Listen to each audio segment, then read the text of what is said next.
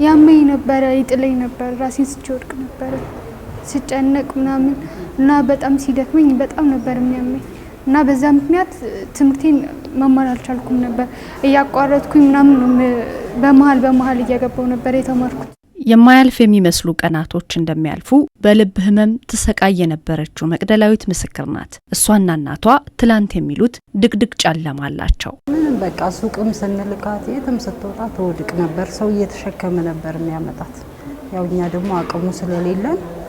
ዝም ብለን ተተናት ነበር ጸበል ያስጠመቀን ከእግዚአብሔር ጋር ያው አንድ ቀን ይሳካል በሚል ማለት ነው ደግሞ ከጨለማ በኋላ ብርሃን ከመከራ በኋላ ሐሴት እንዳለም ህያው ምስክር ናቸው የተደረገላቸውን በጎ ምግባር መልሶ ለመክፈል አቅም ባይኖራቸውም የኔ የመከራ ቀን እንደተገፈፈ የናንተም ይገፈፋል ልትል በሳምራዊ በጎ ፍቃድ ማህበር በኩል በቅዱስ ጳውሎስ ሆስፒታል ህሙማንን ለመጠየቅ ብቅ ብላለች እዚህ ክትትል ጀመርኩ እና ጳውሎስ ወረፋ ደርሶኝ ገባ ከዛ ልቤን ሰሩልኝ እና በጣም ነው የተንከባከቡኝ በጣም ነው ማመሰግነው እኛ አለን ብሎ ከማህበሩ አብሮ ማለት ነው አስተባብረው እድሜ ይስጥልኝ በሳቸው አማካኝነት እህቶቼ ወንድሞቼ ከፍተኛ ብር አውጥተው ልጄን አሳክመውልኛል አሁን ከተሰራሽ በኋላ አንድ ቀን ወድቃ ማታቀም ልጃችን ዛሬ ትምርቷን ስራዋን በሚገባ ያከናወነች ነው ብለን ምስጋና ለማቅረብ በተጨማሪ ደግሞ እግዚአብሔር ከፈቀደ ሃይማኖትም ዘር ቀለም ሳንለይ አንድ ታካሚ ሰው ሐኪሞቹ በሚያማክሩ መሰረት ማለት ነው አንድ ታካሚ ሰው ስፖንሰር ለመሆን ለቀዶ ሕክምና የተቸገረ ቤተሰቡ ቅርብ ያልሆነ ምንም አይነት እገዛ ያጣ ሰው በመናየው አጋጣሚ ይህን ሰው ብታግዘው የሚለውና እኛ ምሊናችን የፈቀደውን አንድ ታካሚ ለመውሰድ ነው ማለት ይቻላል የመጣ ነው የሳምራዊ በጎ ፍቃድ ማህበር አባላት የተቸገሩ ህሙማንን አይዟችሁ ማለት ቀና ይመረጥለትን በሚል በቅዱስ ጳውሎስ ሆስፒታል ተገኝተው ህሙማንን አይዟችሁ አለው ብለው ጎብኝተዋል ሁሌም እንደምናደርገው ሳምራዊ ማለት ሃይማኖት ብሔር ጾታ አይለይም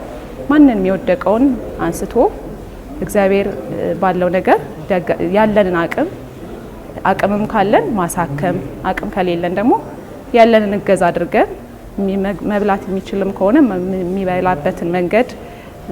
የሚፈልገውን ነገር ለማገዝ የምናደርገው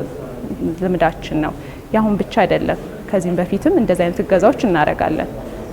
አጋጣሚ እንደው እግዚአብሔር ፈቅዶልን በቅዱስ ጳውሎስ ተገኘን እንጂ ቤት ለቤትም በአካባቢያችንም ያሉትን ነዋሪ እንዳቅማችን ሁሌም እንረዳለን ሃይማኖትም ሳንለይ አመቱን ሙሉ ታማሚ ያለ አመቱን ሙሉ ታካሚ ያለ ታካሚና ምንተኛ ያለው በሰንበትና በበዓላት ብቻ አይደለም በአጽዋማት ብቻ አይደለም አመቱን ሙሉ ተረጃ አለ ተረጅና እርዳታ ፈላጊ ያለው አብይ ጾም ሲገባ ብቻ አይደለም በሌሎች ጊዜያት ህመም አስፈቅደው አያመንም ቀዶ ሕክምናው እና የተለያየ ሕክምና የሚደረግላቸው በዚህ ቀን ልታከም ብለው አይደለም ስለዚህ በዚህ ቀን ሰው ልጠይቅ ብለን የተለየ ቀጠሮ ያስፈልገንም ነው ይልቅም ከአጽዋማትን ባሻገር ሰንበታትን በዓላትን የሥራ ዝግ የሚሆኑ ቀናትን በተቻለ መጠን በእንዲህ ያለ ተግባር ላይ ብንውል መልካም ነው በጎነቱን መተሳሰቡ ለአንድ ወገን የሚሰጥ አይደለም ቅልቦና መልካም ህሊና የሚጠይቅ እንጂ ማንንም ማያቸው ሰው ሚናፍቃቸው እስር ቤቶችም አሉ በጣም ብዙ ሰው ማየት ብቻ ምንም ነገር ሳትይጅ ራሱ ሰው ማየት ብቻ ሚናፍቃቸው አሉ 1 ደቂቃ 2 ደቂቃ ቤታችን ዝም ብለን ቁጭ ብለን ቲቪ ስናይ ምግብ ስናማርጥ ከምንውል እዚህ ጋር በበዓል 50 እንደዚህ መስራት ተገቢ ነው ለመጸለይ ቀን አይመረጥም የህሙማን ጸሎት የሚጸለየው በጾም ብቻ አይደለም ልክ እንዲሁሉ ህሙማን የሚጠየቁትን በጾም ብቻ አይደለም ማለት ነው ስለ ዓለም ሰላም ስለ ኢትዮጵያችን ሰላም ምን ጸልየው በሱባኤ ብቻ አይደለም በበዓል 50 ነው ስለዚህ የቤተክርስቲያን አገልግሎት ቀንና ጊዜ ሳይለይ በየቀናት ሁሉ ከአመት እስከ አመት እንደሚከናወን ሁሉ የቤተክርስቲያን ካህናትና የቤተክርስቲያን ልጆችም ከአመት እስከ አመት ጊዜ ያመቻቸን ህሙማንን መጎብኘት ይጠበቅብናል